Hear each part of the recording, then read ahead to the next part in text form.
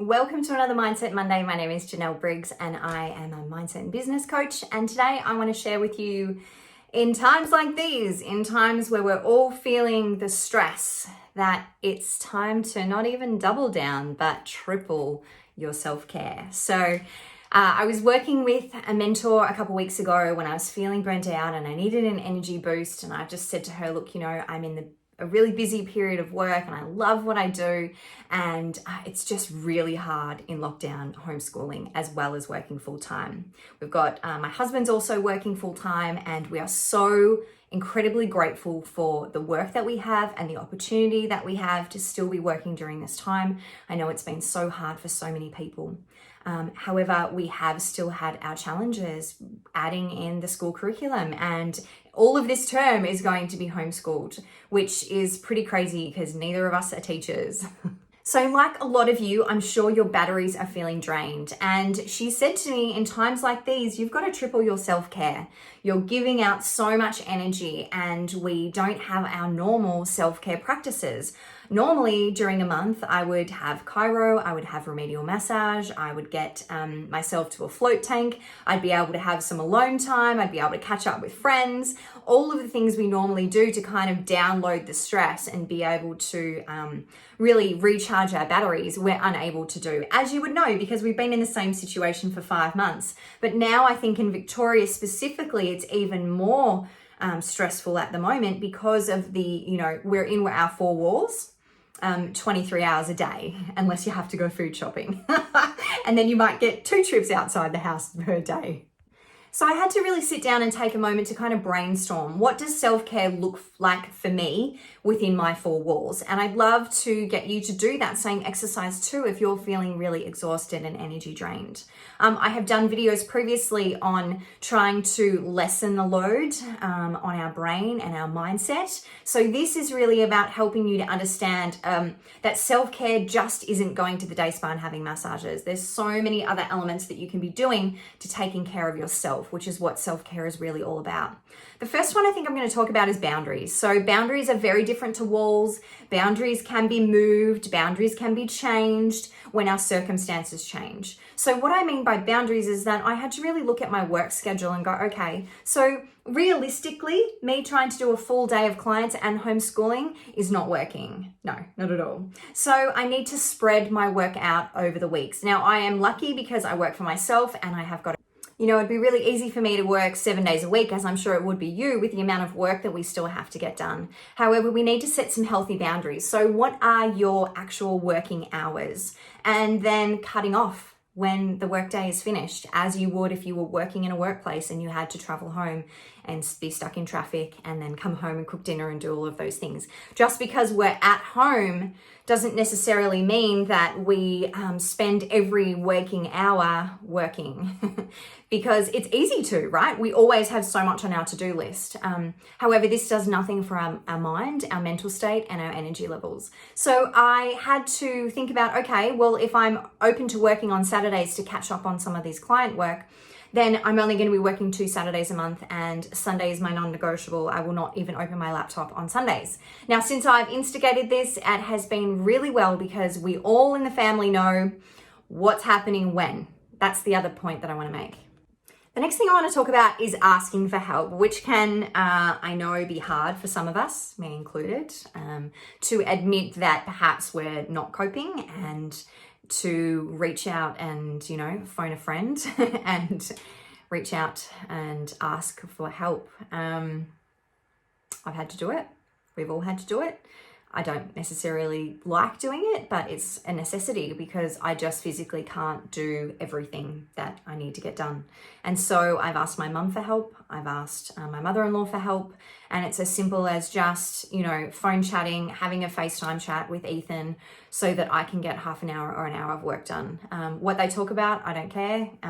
If she just wants to do spelling with him, she can do that. Or if she just wants to have a chat, or if they want to tell funny jokes, I don't mind. Just as long as I'm getting a little bit of time to do the things I need to do and he's getting some time with other people besides us.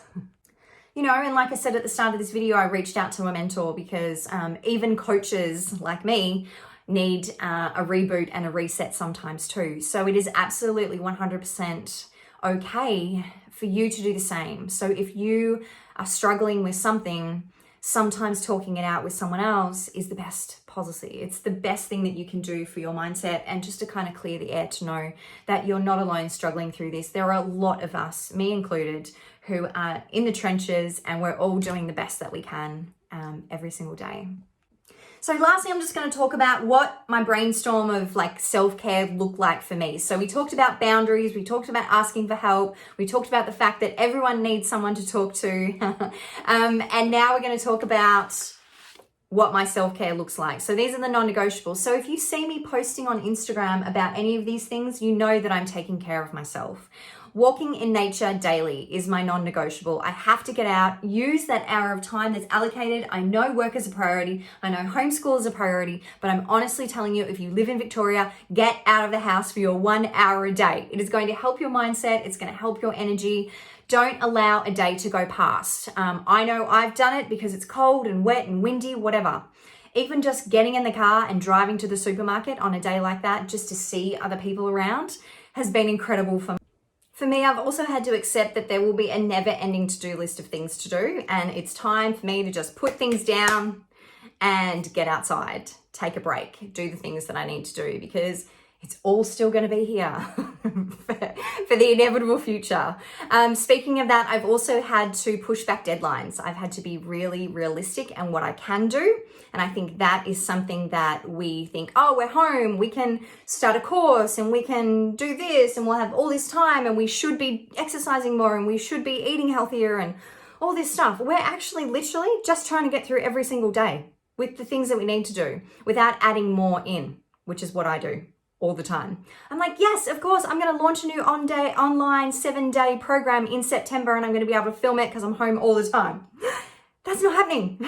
And I've had to come to terms with that. I also had to come to terms and tell an editor that I write for that I couldn't make a deadline this month and I'll have to skip it, and apologized. Now, it breaks my heart to have to do something like that because I'm so committed to the work that I have to do. But realistically, like for my mindset state, I'd have to get up at 4:30 or 5 o'clock in the morning to get some thinking time to be able to write. And that's just not realistic. So I think being really realistic is also going to help with your self-care. Does that make sense? I hope that really makes sense. Putting in boundaries and being realistic of the things that we can get done.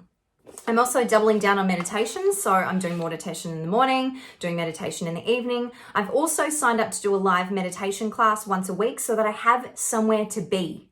Okay? I'm booking myself into a class so I have somewhere to be, so that I know that every week doesn't just kind of flow on to the next week. I know that having somewhere to be gives me purpose.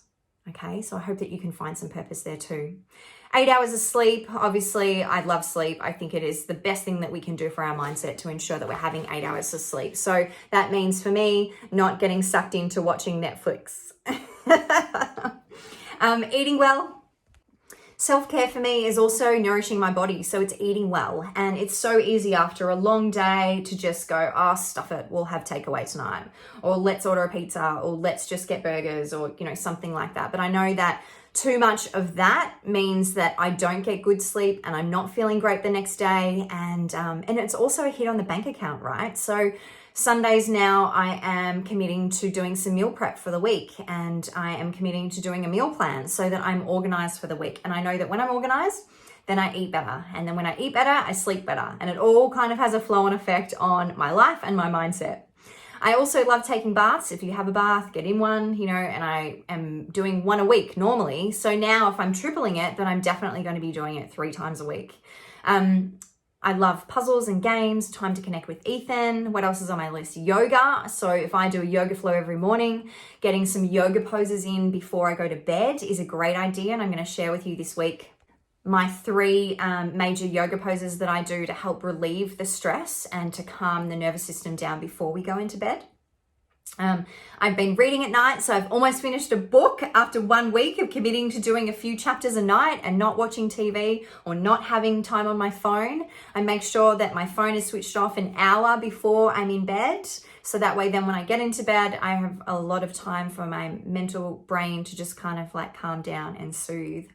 No work in the evenings, so I've had to put a boundary in there about not taking clients in the evenings. Boundaries are good because you can move them and that will change in future. But at the moment, I'm best during the day and I have to honor that. So have a think about when you're best, when you're working during the day and how that looks for you. And don't work on Sundays. So lastly, I just want you to know that we're all in this together. If you need to reach out to someone, I am here. And I'd love to know how you are going to triple your self-care and start looking after yourself even more than you already have been, so that you can get through the next 3, 4, 5 weeks, however long it is, and get to the end. And the best part is that we're all in winter in Melbourne, and we're going to come out of this and it's going to be beautiful spring, and we are going to have an incredible summer awaiting us. Fingers crossed. Take care, everyone. I hope you found some value in this video today, and I'll chat to you soon.